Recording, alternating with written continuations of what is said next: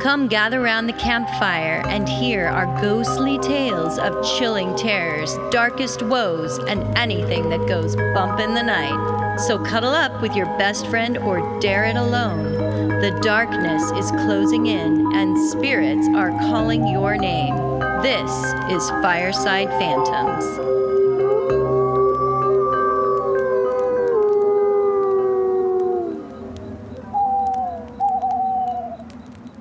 So last Tarot Talk and Astro Updates episode, we discussed the aspects regarding the big banks and how the planetary aspects like expansive Jupiter and the North and South Node in Taurus and Scorpio point to issues in our financial system. Great. Yes. Well, I came across a really cool article by time.com when I was researching these astrology characteristics of Jupiter. Mm-hmm. Did you know that NASA is legally required to go to the planet Jupiter?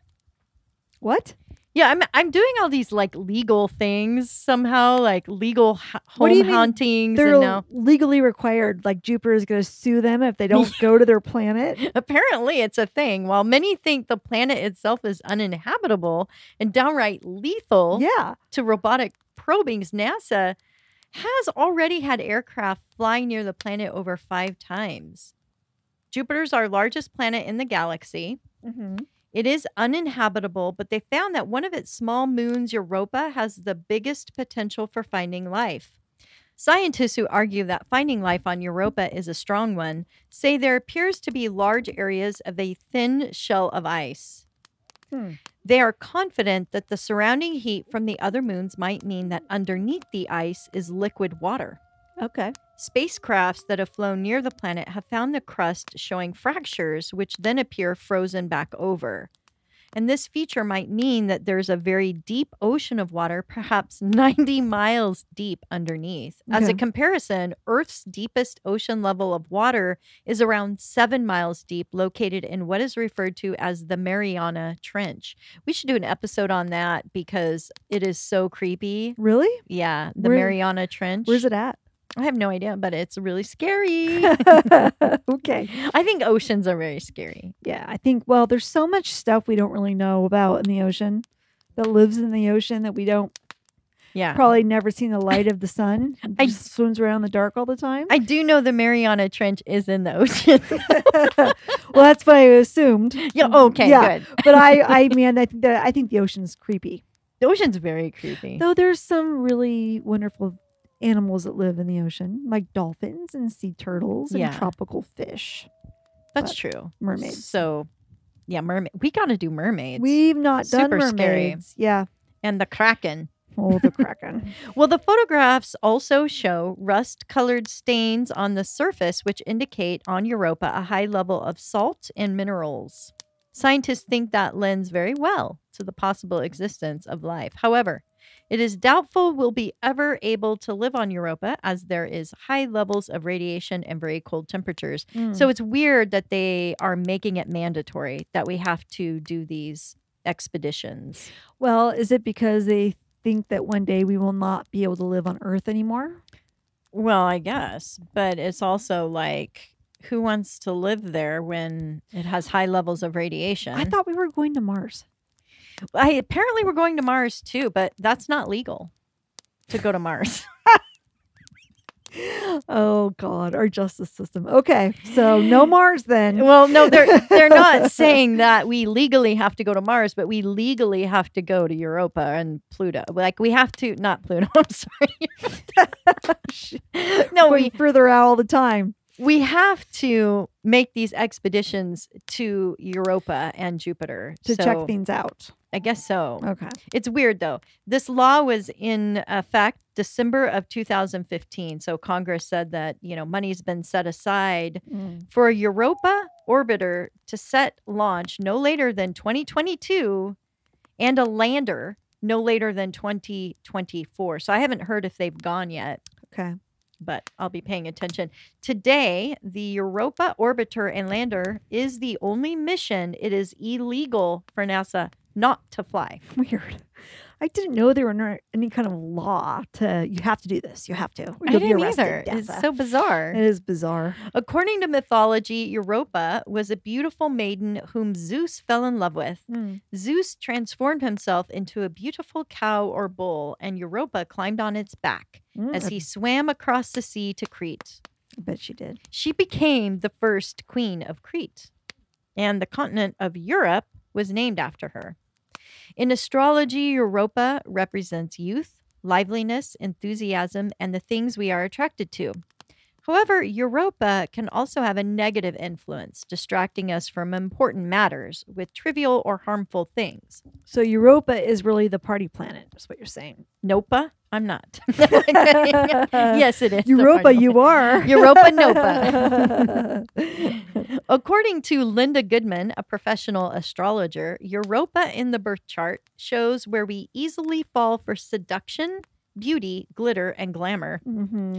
It's where we are most likely to be lazy or unmotivated and expect people or outside help to intervene. Okay. The house, the zodiac house it falls in, will be where we cannot bear conflict and where we seek a compromise if we can. Sometimes people will tend to be in a state of delusion where they view everything in rose-tinted glasses. She represents the style of artistic expression which comes naturally to us. So what area that we're most likely to express artistic talent is where she is in our chart. Okay. And most astrologists, if they talk at all about Europa, consider it as an asteroid. But, you know, maybe there's like an asteroid and a moon of Jupiter named Europa. I don't know. But I think it's more likely just confusion. Do you remember when Ceres, the asteroid, was uplifted to planetary status and then Pluto was demoted to an asteroid? I remember Pluto being demoted, but I don't remember the asteroid being upgraded. Yeah. And then they reversed that, I think. And then Pluto became a planet again. It regained its status. Yeah. It keeps getting like demoted and promoted, kind of like my career history. Anyway, that's back to the whole thing. The myth of Europa expanded. And some say when she died, Zeus transformed her into a star complex and Zeus reverted himself back into the shape of a bull to become part of the star complex. The Taurus constellation is believed to be the form of Zeus. Oh, really? As the bull. Oh. I always think of the month of May, which we are, I think this will be airing kind of end of April, close to May. Yeah.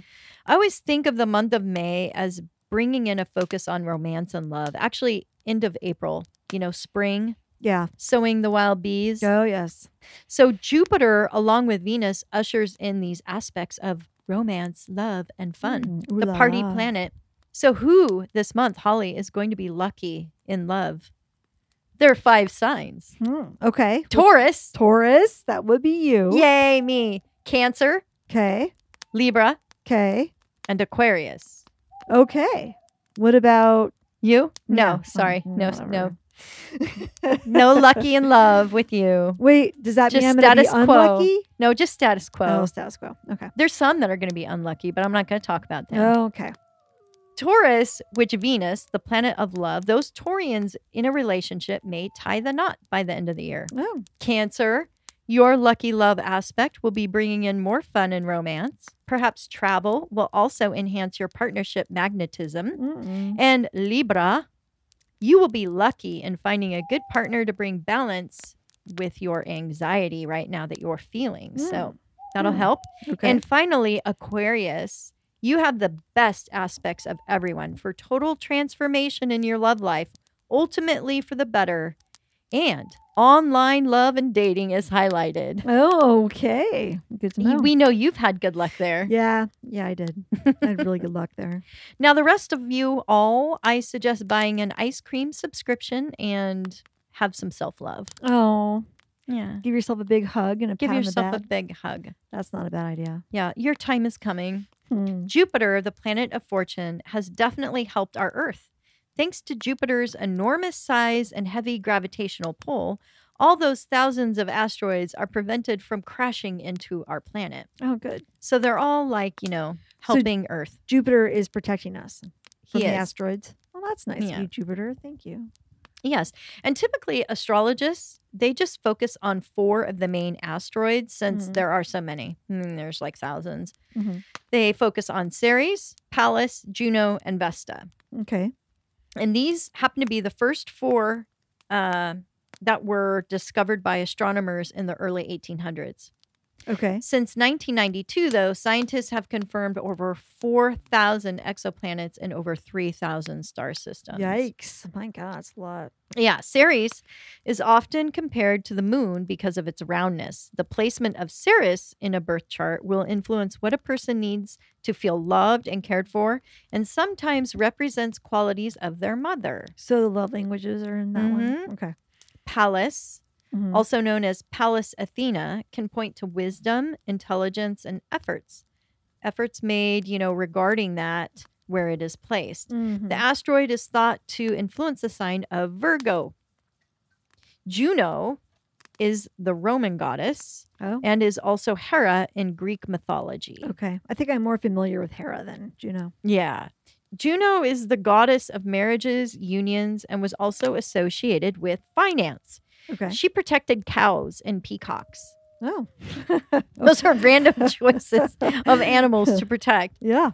Juno was also very jealous of other women and often killed them or the children when she found out about Zeus's infidelity. So Juno doesn't mess around. No, it doesn't sound like she does. Yes. For these reasons, Juno is used in astrology as an indicator of security in money, love, and loyalty in all relationships. Juno also is said to influence the sign of Taurus, so that's something to look into. Good security, because Taurus is typically a money associated with security and groundedness. Vesta is the virgin goddess, the Roman version of Hestia. Vesta was held in such high esteem, every city and home in Rome had a fire made to worship Vesta. The fire was never allowed to go out and usually had guards to protect it. Vesta influences the sign of Virgo and sometimes Scorpio. Astrologers say Vesta can show where we are vulnerable in our devotion and sexuality. But back to Europa. In our birth chart, Europa also shows us where things come easily. She represents the style of artistic expression and how best to use your creative talents. I think, too, that asteroids can bring more feminine energy to readings because the only feminine energy featured in basic astrology is with the moon and Venus. Everyone has all asteroids featured in their birth chart. However, many astrologists feel that we must not give asteroids or exoplanets too much emphasis in a natal chart. Asteroids are just for fun. Okay. I like that. For seeing symbolism and for noticing synchronistic things. Some astrologists also think they really should only be considered if the asteroid is conjunct the sun, moon, chart ruler, your rising sign, or midheaven degree.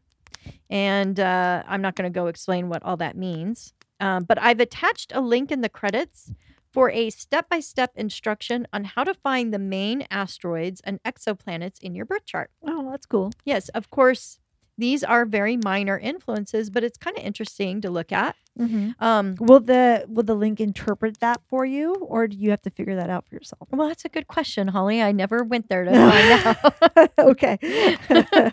But astrologers, I kind of given you what it means when it is in your chart and the placement, because I told you what asteroid influences what sign. Yes. And so some of those qualities you can look at your chart, find out where it is, and kind of get an idea. Extrapolate from there, right? Yep. Okay, so astrologers believe looking into these asteroids regarding our natal charts can also add additional information and potentials or conflicts where there is confusion. So if you need additional things to look at when you're confused, it can help bring clarity to that. It's also important to reflect on any myth that's associated with these asteroids and what that might represent in your life and the world's themes. Many astrologers apply Europa influence to the country of Europe for obvious reasons. Okay.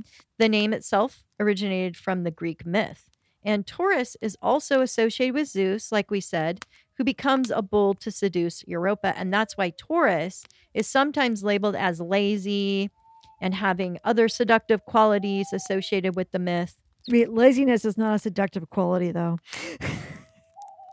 It is thought that men who have Europa in their first house of Taurus or fifth house, which typically rules fun and romance, are playboys. Oh, yeah, that makes sense. There's an interesting article by astrologer Chris Journey at journeywomanastro.com about the asteroids and Europa influence on people's charts. She goes in depth analyzing George Clooney and Amal's relationship. Okay. So it's kind of fun to read about that. Yeah. With time, we will learn more about the physical and spiritual properties of exoplanets to understand how they affect their star astrologically. Asteroids and moons are still being discovered, but they will likely become a significant part of astrology in the decades and centuries to come. So that is it for astrology updates. Good. Excellent. I know that you all are probably wondering what the influence is for May for each of the sign, and I thought we'd do something fun by pulling a tarot card for each. I think that's a great sign idea. of the zodiac. Yeah. Well, do you want to do 6 months and I'll do 6, or 6 signs and I'll do 6 signs? I'll do the first 6. Okay. Oh no, I'll do starting with Taurus. Okay. Or do you want to do, because I pulled up the order, do you want to do Aries, Taurus, Gemini, Cancer, Leo, Virgo? Yeah. And then I'll do Libra, Scorpio, Sagittarius, Capricorn, Aquarius, and Pisces. Let's go. Okay. We'll be right back. Tell us what your deck you're using today, Carol. Yes, I am using the Cosmovisions Guide, Journey Through the Space Between Lives, written by James R. Eads. There's some new cards in here and some different names for traditional cards like in the major arcana. But it's beautiful. The artwork is just gorgeous. It is really beautiful. Yeah, I like that artist. So let me begin with Aries. Aries, I drew for the month of May the Ace of Lotuses, which is the Ace of Cups or chalices. Oh, nice. Believe that you will find renewal in all relationships. You might even be attracting new love into your life. Nice. And I think that's pretty cool for May. Yeah. Taurus, I drew for you the Ace of Embers, which is, the fire card for wands. Oh, okay. You are going to be inspired in May. You're going to really feel excited about the direction your life is taking. I think you're going to be really enthused and feeling passionate about your calling. You might even find some creative project to start. It's going to be great. Cool.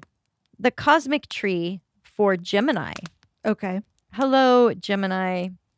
I pulled the Cosmic Tree, which is in the major arcana equal to the Hermit card. So that tells me this month you might be wanting to spend some time alone. No more saying yes to those parties and socializing. You really would like to meditate, perhaps get in touch with really where you're wanting to go for this next year. And that's a good thing. By pulling this card, though, it does show me you are on the right path. You just need perhaps to look at it from a different perspective. Perhaps there's something you're not seeing or you're needing to communicate about where you want to be going and what you want to be doing. And that just requires you to get in touch with yourself. And that is really going inward rather than outward to other people for that information. So now we're on to Cancer. Hello, Cancer. I drew the 5 of Lotuses for you, which is equal to the 5 of Cups. And this is a hard card. It is a card of loss. So perhaps you've just lost somebody, or maybe you're feeling like you've had a lot of loss in your life in different areas. But this is just a temporary thing. And by experiencing this, you're basically moving into a new area of allowing a fresh start. And you're able to assimilate some things from your past psychologically and move forward. But grieving is really important right now. You need to allow yourself to accept loss as part of life and the cycle of renewal, because it will come a day where you'll be feeling much better. Yes. 4 of Embers. This is Leo, and that is equal to the 4 of Wands. Looks like you're going to get ready for a big celebration in May. Party. Party. Party. Maybe it's your family coming into town, or maybe it's just friends. But you have reason to celebrate, and you're going to make sure you do take the time to do that in May. I sometimes get this card when there's weddings or other fun things to go to. Whatever you're doing, you're going to be a lot more social. And May is a big time for weddings. It is. So have a good time, Leo. Now, my last sign that I'm reading for is Virgo. Virgo. And I drew the Elementalist, which in this deck translates to the King of Swords. Oh.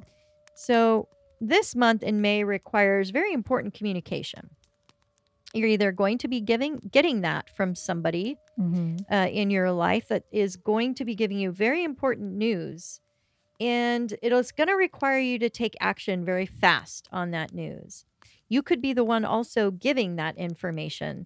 Whatever it is, it's going to radically transform your life. So be sure this card's advice is to be very clear in communicating. We don't want any misunderstandings. Congratulations, Virgo. Should be an interesting May. Yeah. What do you have for us? Well, those were very good, Carol. Thank you for your interpretations. I'm reading from the Game of Thrones Tarot by Liz Dean. And spicy. Yes. The first one I'm reading for is Libra. Libra, for you, I pulled the Page of Cups. Now, to me, the Page of Cups means that it is time for you to parent your inner child and really pay attention to how you're feeling about things and to help that inner child to heal something or not throw a temper tantrum, or just that inner child energy needs to be addressed. Or that could also mean that you should be paying more attention to your actual children and being a better parent or being more in tune to your children's feelings. As we know, the Cups is a card of emotion and relationships, but it's also very much a card of creativity. So maybe creative expression could also be explored in the month of May for you, Libra. But really, it is about childish emotions and children in general, or creative inklings that you might have that you're starting to nurture along the way. And all of that is great. For the next sign, it is Scorpio. Scorpio, I pulled for you the Ten of Swords. Oh. And the Ten of Swords typically is kind of a positive card because it's the end of a very difficult situation. Yeah. So you're coming to the end of something that's been stressful, whether it's been something that's anxiety producing, or if you've been fighting with someone. The end of all of that is nigh. It's right now. And all of that conflict is going to come to an end, or that anxiety will start to dissipate. Whatever it is that's been building on your head or in your mind and stressing you out is finally coming to a close, and you can start to heal and retreat and relax and get yourself back to a more positive place. But the Ten of Swords tends to be a card of high stress finally coming to an end, or you're in a situation where it will never get any worse than it is right now. Yeah. So you're at the bottom of the barrel and you're getting ready to come back out. So hopefully that's not too bad for you, Scorpio, but that's what I have pulled for you for May. The next card is Sagittarius. Hello, my fellow Sages. For us, I pulled the Queen of Spears. And so for this deck, Spears actually is the Queen of Wands. And that would basically mean for the Queen of Wands, it's kind of our main female card because she is a fire sign. And this means she is a woman who is very capable of taking care of everything she needs to do. She's got a fiery personality, very dynamic, very outgoing. She can bring home the bacon fried up in a pan, if you know what I mean. And never forget her man. She is somebody who can take care of things and get things done. And there's also a lot of creativity and passion and spirituality in this card. So to me, this means that we should be taking care of our responsibilities, but also exploring our creative and spiritual interests and anything that fills us with passion. Amen. There you go. Now, the next sign would be Capricorn. And Capricorn, for you, I pulled the Page of Spears, which would be the Page of Wands. For me, the Page of Spears is about adventure, maybe travel, Oh, yeah. perhaps going into something that's really going to broaden your horizons. A lot of times with the pages, again, it can relate to children, but it could be entertaining that childish notion within you to explore, to get up and take to the stage, like dramatic arts or performing, because the pages of wands like to be in the spotlight. There's a lot of drama kind of associated with this card, so be wary of that. Thespian. Yes, you like the center of attention. But really, to me, and mostly because I'm looking at the imagery, it does look like traveling to exotic new lands, but really paying attention to your inner creativity and passion, or maybe you're starting on a new spiritual journey. So those are all things to consider for you, Capricorn. Next, we have Aquarius. And Aquarius, for you, I pulled the Ace of Spears, which again would be the Ace of Wands. Carol, I think you pulled this for one of your signs too. And basically what that is an upsurge of great creativity, passion, spirituality, almost like a quest that you feel is bubbling up very strongly inside of you. There's some kind of unrest that you need to explore, whether you're tired of your job and you want to change careers, whether you want to get involved with something more spiritual that you're really being pulled towards. Perhaps you want a new adventure in your life and you want to travel more. There's a lot of things that this card can mean. Maybe there's a creative hobby or endeavor you want to pursue. Now is the time to do that, Aquarius, because this Ace of Spears is telling you that that is a big thing that's coming up for you in the month of May. Finally, for you Pisces, I pulled the Priestess card, or AKA the High Priestess in most tarot decks. And that doesn't surprise me because Pisces, you tend to be very in tune emotionally to yourself and to others. And the High Priestess is also, she's very intuitive. She makes sure to remind you to listen to your intuition and your inner wisdom, get in touch with your inner feminine and your subconscious, and really kind of allow your psychic senses to speak to you. And I think a lot of Pisces have that natural ability because they are a water sign, which means they tend to be more on the emotional, sensitive side. So they pick up things much easier in that realm than other signs do. And so she's really just re-emphasizing to you to really pay attention to your intuition and taking information from all your senses, pay attention to your dreams. Your inner life is important now, and you may be drawn to study and seeking a mentor. So anything that can help guide you down this path that you're on, perhaps you might be protecting a secret or something that you don't want to come to light, or you're holding a secret for somebody else. But really, it's all about being very attuned intuitively to yourself and listening to your intuition to help it guide you down the path that is before you for the month of May. So there you go. Those are all your signs. Tarot readings for you guys for the month of May. That was a lot of fun to do. Carol, I enjoyed that very much. Yeah. And what do you have for us today for tarot? Well, so basically, I was just going to talk a little bit more. I don't have terribly much to get into. But I know a lot of people have asked me, how do the tarot cards work? Because I think a lot of people are like, oh, it's just psychological. You could be talking very broadly, and then my brain will figure out a way to match it to what's going on in my life. And that is one theory about how the tarot works, is that it's just a psychological reflection, and it could be so broad and vague that it could fit anybody's life, really. Now, that is one possibility, but I think both you and I know that's not necessarily true because tarot can be actually quite specific. And so when you're I think most tarot readers who do this for either a living or as a hobby or whatever it is, tend to know after you've done enough readings, there's a little more going on to it than just that. Yeah, we tend to get the same cards over and over again for certain situations. Absolutely.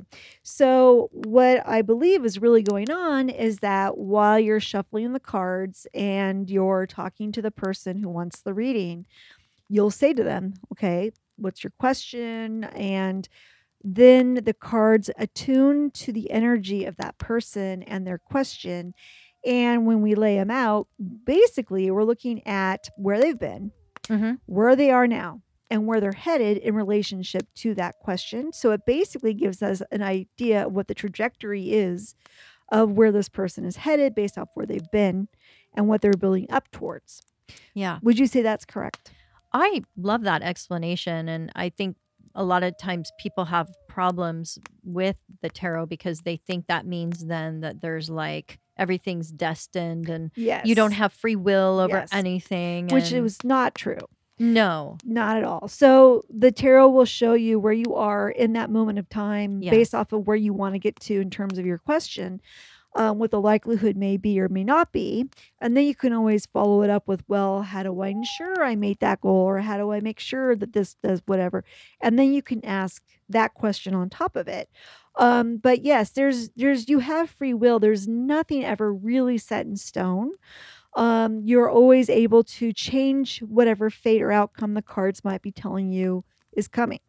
So with that in mind, I want to talk a little bit about how you ask questions to the tarot, because the tarot, in my experience, has always been more of an essay answer than a yes or no multiple choice. I mean, you could do multiple choice with it, but it's better with essays because it's more of a long-winded explanation usually than just a simple yes or no. A lot of times people are like, when will I get married? Well, it really depends on you. The better question might be, what would I need to do to bring someone into my life that I'd want to marry? Or perhaps, what work do I need to do on myself to bring in the partner that would be a good match for a marriage? Yeah. That type of thing is a better tarot question. Because I think the tarot has a great way of putting the onus back on the person asking the question. Like, well, this is up to you. So for example, a lot of people will be like, well, I'd be happy if I take this job. Well, it's up to you if you're happy or not, if you take the job.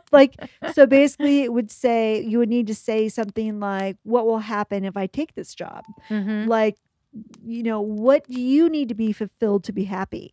So will I get the things I need in this job to fulfill me? Might be a better question. And then, trying to keep it open-ended, like, what things do I need to be happy? And then the tarot could answer to that. And you can say yes or no, that matches me or it doesn't.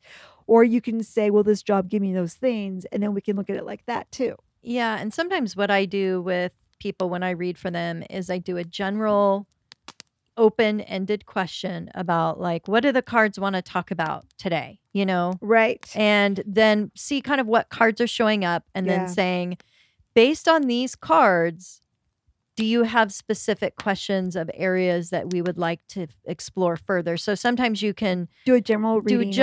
Go further, go deeper, and it brings up more cards that then maybe you have further questions on. And before you know it. And it can certainly you can certainly go down that direction as well, for sure. The other thing I've noticed too with people, they'll come in and maybe they'll say, my question is, will I get that raise at work? But let's say the night before this person had a fight with their spouse, and that's what's weighing on their heart emotionally. Yeah. Well, the cards are going to answer to the question that's in your heart emotionally. It'll pick up the energy. It'll pick up that energy. It's not going to pick up the energy of, will I get that raise? Because it's going to react to whatever you're really holding emotionally in your body. So that's why I think it's an attuner. And sometimes when that happens and I know somebody is like, their energy is really off and I'm not getting clear answers, I'll take the cards from them and I will shuffle for them. Right. Because it's more of a neutral energy that then the cards can then maybe be more in tune with the question. Right.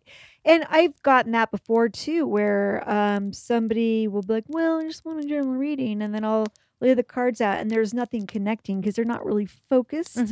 So then, we will reshuffle because I'm like, there's no message coming up here. I don't think you need to have a little bit of an idea where you want it to head. It's funny. A couple of years ago, I did a tarot party and the woman, I think it was like her birthday. And so she brought me in to read tarot for her friends. And when we were getting ready to do the reading, I could tell all these women were like, well, I don't really know what I would want read. Like, I don't know what I need to Right. find out. And I could tell there was an anxiety in the group about having their tarot cards read because I think most of them had never had it done. Right. But then one by one, they would come in and they all had tons of questions. Like, okay, I want to find out about this. I want to know about that. Mhm. They all had questions, but I think that they were trying to be real, like, well, I don't really know, like trying to just be kind of blasé about it. But then once we got it going, yeah, stuff started popping pretty fast, and we got a lot of information out of the cards, and they were like, yeah, that's right, that's right. So it's interesting if you're able to get over the fear of a tarot reading because you're worried it's going to give you something bad news or bad information. But if you're willing to let that fear go and really get into a well-crafted question with a good intention about what you really want to find out, the tarot can be a very powerful source of information. It really can. And you can tell like your tarot reader too if there's topics you just really don't want to know about. Yeah, you can avoid certain You things. can avoid that. And most tarot readers are not going to sit down and go, okay, you've got, 2 months to live. No tarot reader is going to be that able to really tell that on that level. I mean, they can probably see it, but they're not going to deliver that message in that way. You're not going to, No. I mean, and if you do get somebody like that, then I would be very suspicious about what that person's about. But unless they are some kind of foolproof psychic and, they're never wrong about anything, I don't know. But I would be surprised if you got somebody who's going to give you super negative information. Well, on my journey, I did meet with a gal that's amazing tarot reader. She's probably long gone now. She was old at the time, but she was very gifted, and everyone that I worked with would go to her. You told me about her. She had at one time told me that my father was going to pass, and it was very upsetting to me at the time. But she also knew I was the type of person that could handle that information. And I didn't think she was doing it to hurt me. She was doing it to prepare me so that I would have time with my father before he passed. Right. However, I was very skeptical because I was like, well, it's my mother who has the health problem. So you shuffle the cards because you're getting this wrong. Right. It's my mother, not my father, who's going to pass. Right. And she just looked at me and she goes, "Oh, honey, it's okay." And I looked at her and I'm like, "Well, what's the time frame on this? When is this going to happen?" And she was like, "Well, I can't pinpoint timing at this point." And so years went by. I think like the first year went by, nothing happened. My mother went in the hospital. Second year went by, mother in the hospital again. And I'm like, I just kind of like I kept that in the back of my mind, and I did communicate with my father more, and just kind of was more in tune with him, I think, because it was always subconscious in my mind. Yeah. And then the third year rolls around, and I get that phone call, and it's my father being diagnosed with pancreatic cancer, and it happened so fast, and I am very grateful that I was warned about it ahead of time, but it's not for everyone to receive that information. So it's just kind of something that when you go in and you get a reading, just know that whatever the cards are coming up with is something that you need to know. Right. It's wanting you to know. Right. Right. And I've done tarot readings before where I've just gotten direct downloads immediately from spirit or whatever is talking to me that has been right on about stuff. I know. So yeah, maybe she had the ability to just channel that information like crazy and then read it through the cards. I think that's a really cool idea. That's a great story. We've done that ourselves on occasions, and it doesn't happen every single time, but it really definitely, confirms to me that the cards can really be a wonderful tool. They really can. For you, for guidance. They really can. Well, that was great. That does it for our Tarot Talk and Astro update. We will see you next time. See you next time. Bye.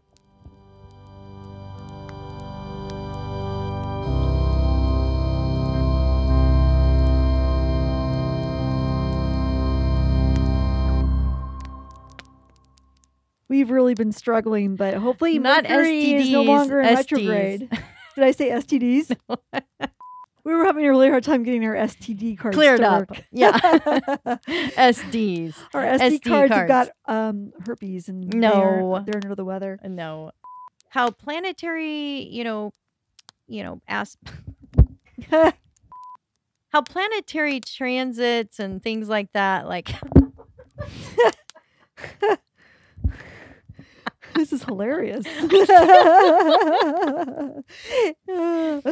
right, I'm gonna start this over. Isn't Jupiter just a big ball of gas?